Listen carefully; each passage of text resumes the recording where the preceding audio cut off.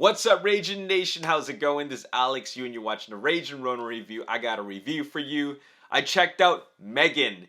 It is the AI doll film. I don't know how else you would describe it. It is an artificial intelligence thriller. I don't want to call it a horror because it is not as scary as I thought. Now, I originally did not want to watch this film because it looked terrifying to me, and I really don't watch horror films in the theaters, and I don't even really watch horror films at all. But something about this film really captured my attention when I saw the trailer. When I saw the trailer for it, I was actually really scared, and it was just really creepy. However, I'm just really fascinated by the concept of AI, and I felt like this is like this generation's Child's Play. You know, Child's Play with Chucky.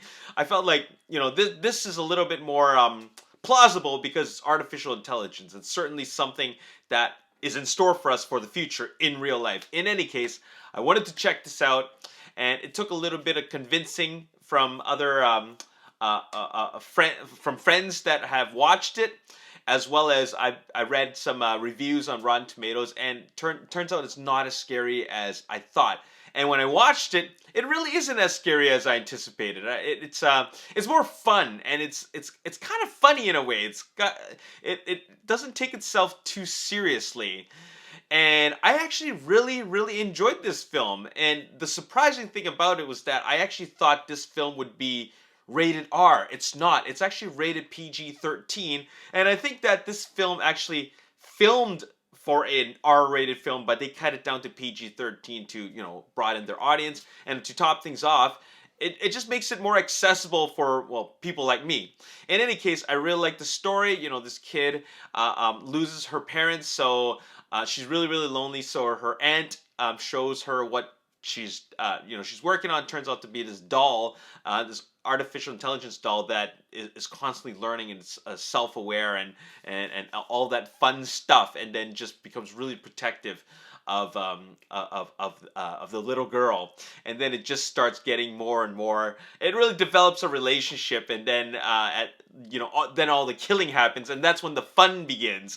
So I really did enjoy this film. I like that it was funny, and I like that it was it was accessible to people who can't handle scary films. This actually they really toned it down a bit. Now here's my problem with the film. Okay, I think they toned it down too much. In a way, I'm kind of missing those thrills and spills.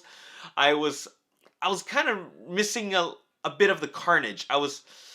It's kind of contradictory, I know, but like, I like that I was able to watch it, but at the same time, I felt that I kind of wish I saw more gruesome killings.